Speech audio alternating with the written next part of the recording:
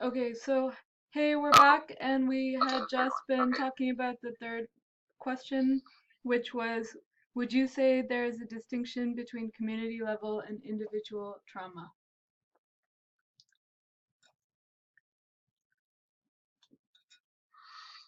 I would I would definitely say that there's a distinction between the two. I think they're both sort of um, I mean they're kind of like conceptually like how you work with it. I mean they're I mean community level trauma has like multiple experiences of trauma.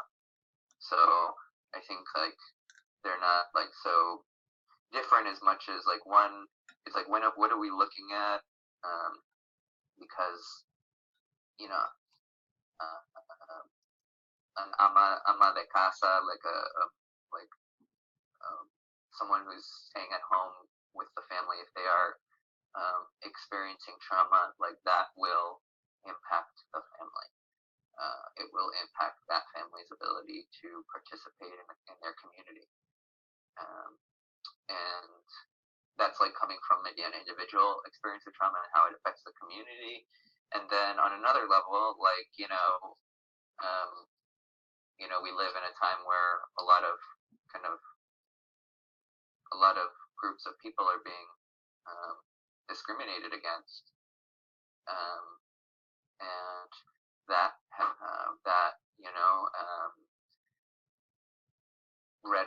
hateful rhetoric towards a group will lead to those groups trusting services less, trusting um, their community less, will lead to isolation of families because they're scared. Um, so it also works in the other direction when there's a community level event, traumatic event, it will lead to impact to individuals in the community.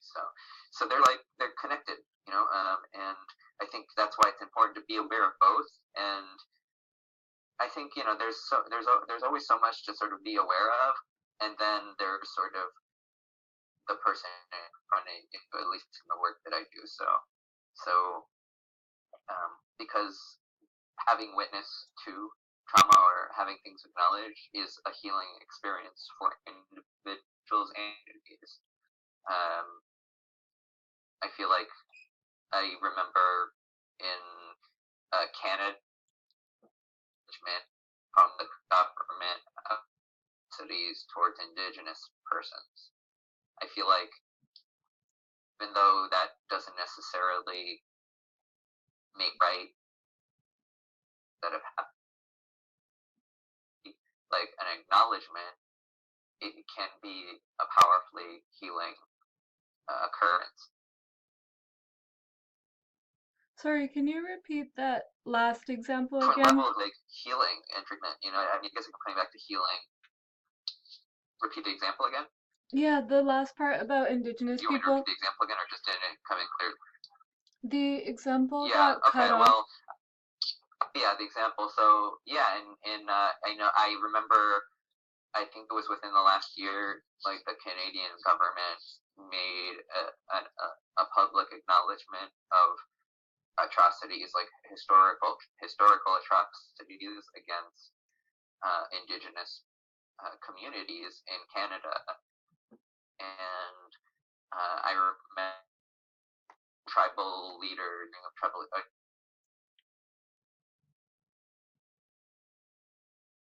it doesn't make up for it. It doesn't make up for bad things that but it is like it is a part of healing.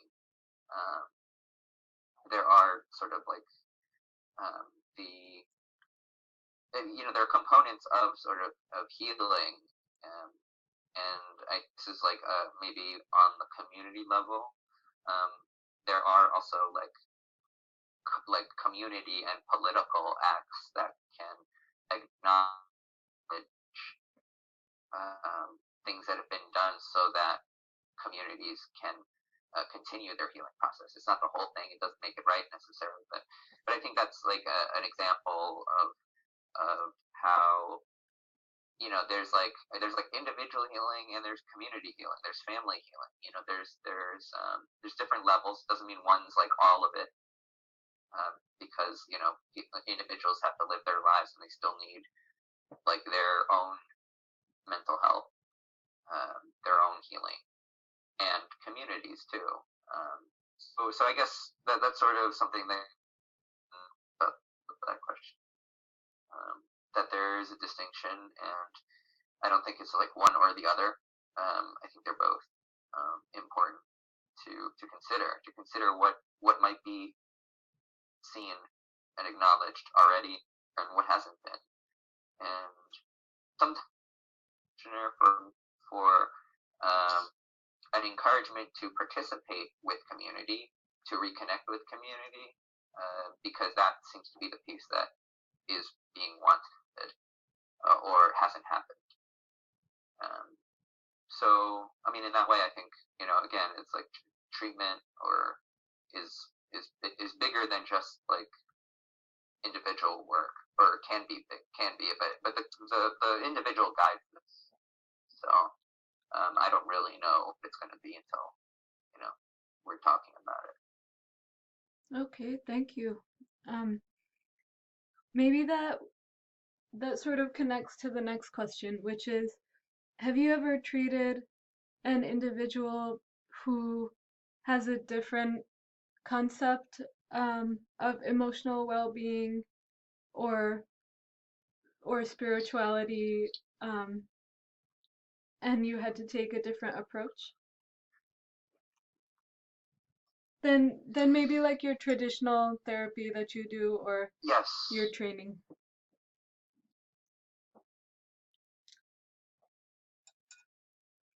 Yes, I mean, there's definitely like embedded in a lot of mental health training. There is like these Eurocentric models that like Freud, blah blah blah, around sort of individual work, and like a lot of focus on that. And I mean that has value, but it's often to me bad. Literally, I've had clients that are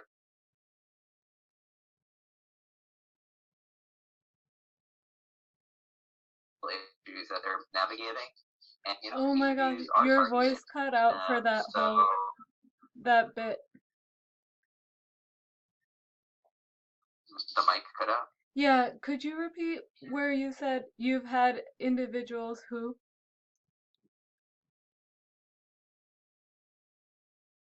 Okay, yeah, sure. Let's start again. Let me know when, just an hour. Yep. Yeah, so who struggle with homelessness, with substance use, with their own culture, like navigate their own experience in a culture, and so the individual, like in the room, regular sessions of psychotherapy just didn't like meet them where they were at, and so I've like literally like done outreach.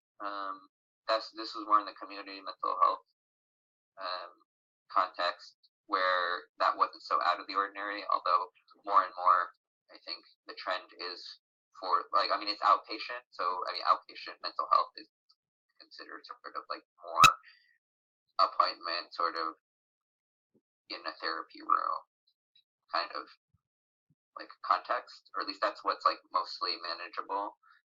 But they also encourage us to go out to the community. So that happened, although mental health context. So it's not often very practical to take an afternoon to go see a client in the community. It's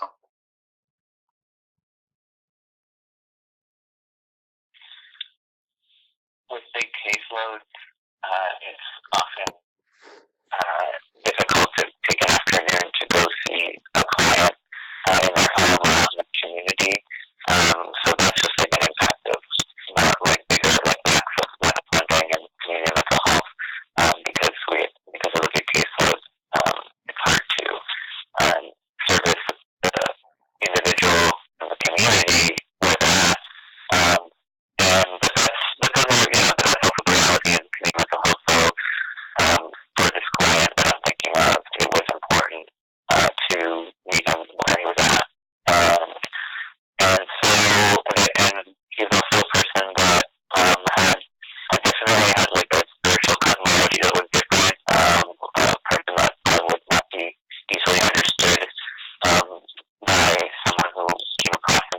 community. So that said, my clients teach me so much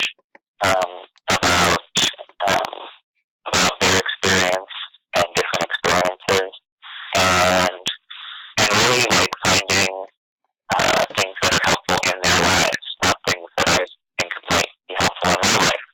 And that's a practice. It's something that takes, it's like an ongoing training for someone in my field.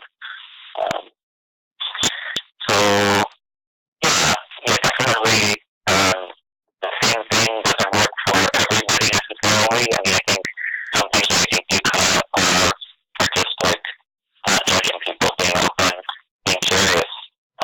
These are helpful practices in dealing with and different approaches. Yeah, so it's not always just in the office therapy, but sometimes out in the community. Out in the community, seeing where people live, that sort of thing. Thank you.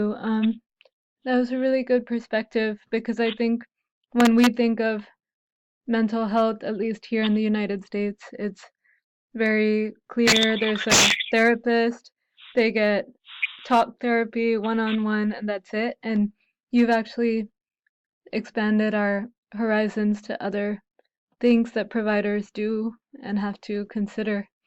So thanks for that. And we'll have the last question on our next recording. So I'll end it here for now and see you in a bit.